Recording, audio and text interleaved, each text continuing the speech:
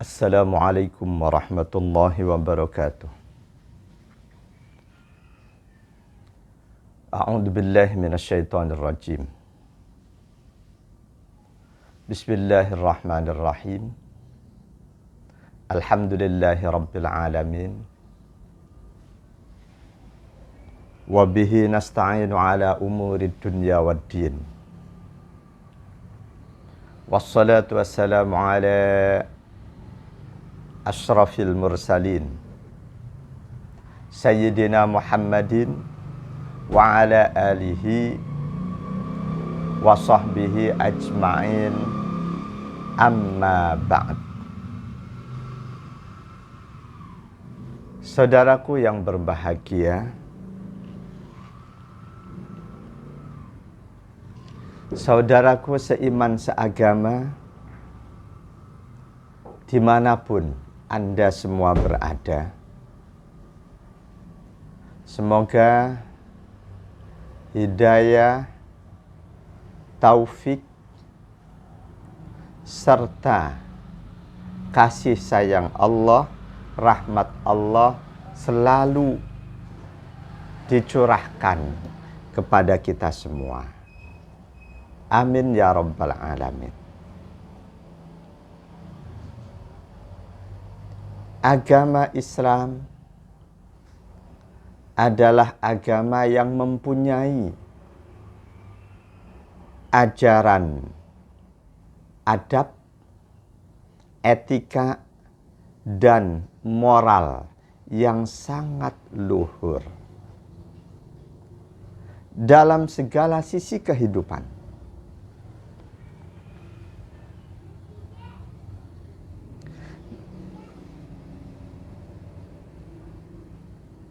Dalam segala sisi kehidupan, agama Islam mempunyai ajaran adab, etika, dan moral yang sangat luhur, yang sangat agung. Siapapun muslim harus berusaha untuk mengetahui, menghayati, dan selanjutnya menerapkannya dalam kehidupannya sehari-hari.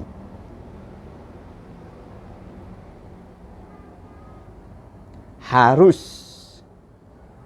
mengetahui, menghayati, memahami, dan menerapkan ajaran adab, etika, dan moral Islam dalam kehidupannya sehari-hari. Kenapa harus? Karena ketika kita sebagai muslim mengabaikan nilai-nilai adab, etika, dan moral Islam, maka kita akan banyak mendolimi orang lain. Kita akan banyak mendolimi orang lain. Contoh kecil. Dalam kehidupan ini kita punya tetangga. Kita hendak merehab rumah. Kita beli material. Lalu kita turunkan di jalan yang merupakan akses umum. Ternyata keberadaan material kita itu mengganggu lalu lintas orang-orang yang sama-sama punya hak mempergunakan jalan itu. Apa ini bukan merupakan satu kedzaliman?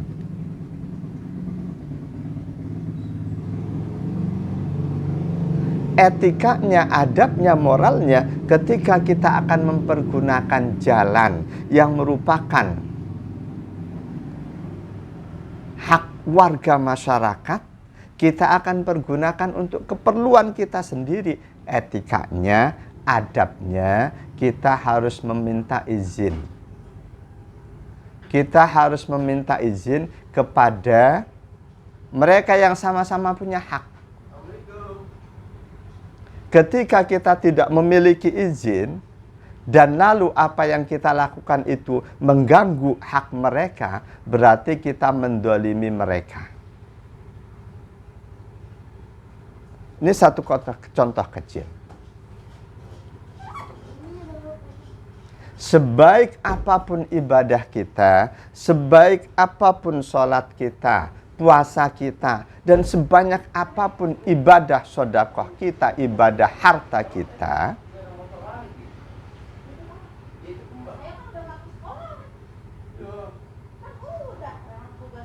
ketika kita masih mendolimi orang lain, maka pintu neraka masih terbuka lebar, terbuka luas di hadapan kita. Ini kita harus hati-hati. Sebaik apapun sholat kita, puasa kita, dan sebanyak apapun ibadah harta kita, ketika kita masih mendolimi orang lain, pintu neraka masih terbuka lebar di hadapan kita. An Abi Hurairah radhiyallahu anhu qala rajulun ya Rasulullah inna fulanah yudhkaru min kasrati salatiha wa siyamiha wa sadaqatiha ghaira annaha tu'dhi jiranaha bilisaniha qala hiya finnar. Qala ya Rasulullah fa inna fulana yudhkaru min qillati siyamiha wa sadaqatiha wa salatiha wa annaha tasaddaqat bil aswari minal akitti wa la tu'dhi jiranaha bilisaniha qala hiya fil jannah. Hadis riwayat Imam Ahmad, Imam Ibnu Hibban, Imam Al-Hakim. Hadis ini diperselisihkan antara sahih dan hasan. Dari sahabat Abu Hurairah radhiyallahu an, beliau berkata, ada seorang sahabat yang berkata, wahai Rasulullah, ada seorang wanita, seorang ibu-ibu. Lalu sang sahabat ini cerita betapa si ibu itu sholatnya hebat, puasanya hebat, ibadah hartanya pun banyak. Namun sayang, si ibu itu masih suka menyakiti tetangganya dengan mulutnya. Rasulullah langsung menegaskan, ya finnar, dia akan masuk neraka. Lalu sang sahabat tadi bertanya lagi, wahai Rasulullah, ada seorang ibu-ibu yang sholatnya, puasanya, sodakonya nggak banyak. Kalau sodako cuma sepotong keju, tetapi dia tidak menyakiti tetangga dengan mulutnya. Rasulullah menegaskan, dia masuk surga. Saudaraku yang berbahagia, jadi ingat, sebaik apapun sholat kita, puasa kita, sebanyak apapun ibadah harta kita, ketika kita masih mendolimi orang lain, pintu neraka masih terbuka lebar di hadapan kita. Begitu juga ketika dalam ibadah, dalam melaksanakan ibadah, kita abaikan nilai-nilai adab, etika, dan moral Islam. Sangat boleh jadi kita akan mendolimi saudara kita yang sedang melaksanakan ibadah, dan kita lakukan kedoliman itu dalam ibadah kita. Sesuatu yang ironis. Kita mendolimi orang lain yang sedang ibadah dalam ibadah kita. Apa contohnya? Contoh, kita berada di masjid, Kita kerjakan sholat sunnah di dekat saudara kita yang juga sedang mengerjakan sholat sunnah. Lalu kita punya kebiasaan menyuarakan bacaan-bacaan sholat. Allahu Akbar kabira walhamdulillahi katsira. Wajjahtu wajhiya lilladzi fatara as-samawati. Bismillahirrahmanirrahim. Alhamdulillah. Yang ternyata suara bacaan kita itu mengganggu saudara kita yang sedang sholat. Mengganggu konsentrasinya. Apa ini bukan merupakan satu kedzaliman?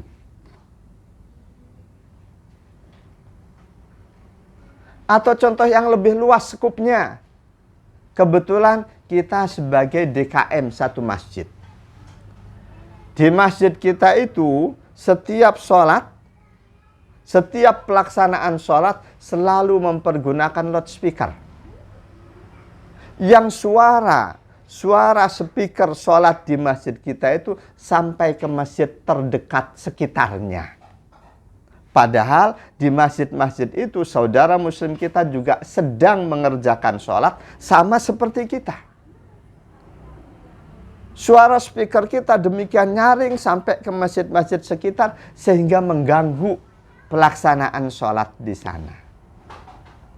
Apa itu bukan merupakan satu kezaliman? Kita sedang mengerjakan sholat, melakukan kedzaliman terhadap orang saudara kita yang juga sedang melakukan sholat. Camkan dan fikirkan baik-baik. Hal ini jangan mengganggu orang yang sedang sholat dengan sholat kita. Pernah dinasehatkan oleh baginda Rasul sallallahu alaihi wasallam. An Abi Sa'id al-Khudri radhiyallahu anhu qala i'takafa Rasulullah sallallahu alaihi wasallam fil masjid fasami'ahum yajharuna bil qira'ah wa huwa fi qubbatin fakashafas sutur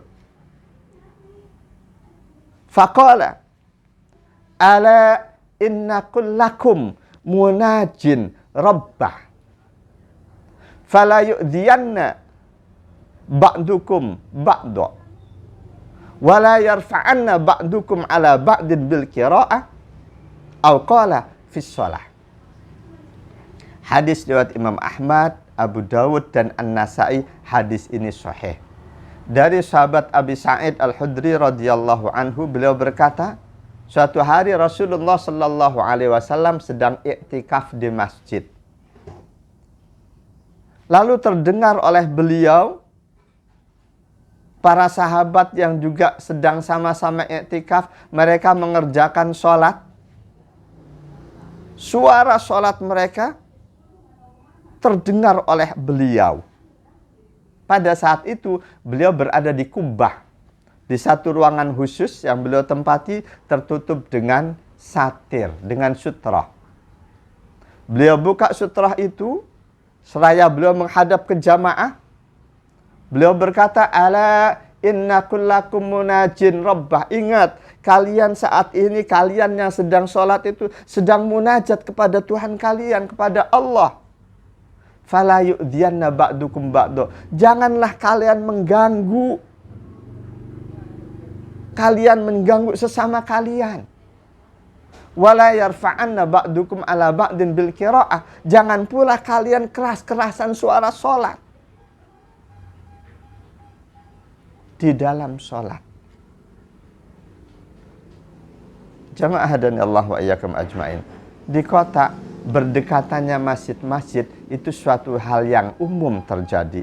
Dan pernah terjadi ketika saya sedang berjamaah di satu masjid.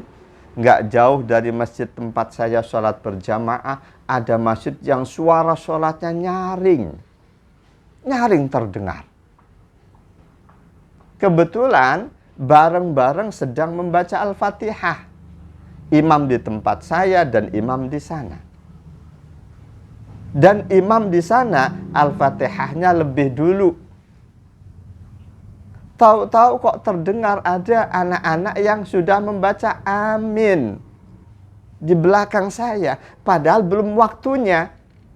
Oh, rupanya si anak-anak ini pikirannya tertarik dengan suara sholat di masjid sana. Di sana waladhdallin, dia amin. Padahal di sini, di tempat saya sholat berjamaah, belum waktunya amin. Pikirkan baik-baik. Jadi, ini nasihat buat kita semua ketika kita mengerjakan sholat. Mengerjakan ibadah, jangan sampai dalam pelaksanaannya mengganggu orang lain, mendolimi orang lain. Juga nasihat buat para DKM masjid. Tolong, jangan sampai suara sholat di masjid Anda sampai terdengar oleh masjid lain, dan itu potensial mengganggu pelaksanaan sholat di tempat yang lain, di masjid yang lain. Semoga ada manfaatnya. Subhanakallahumma wa bihamdika asyhadu an la ilaha illa anta astaghfiruka wa atubu ilaik. Wal 'afwa minkum. Wassalamualaikum warahmatullahi wabarakatuh.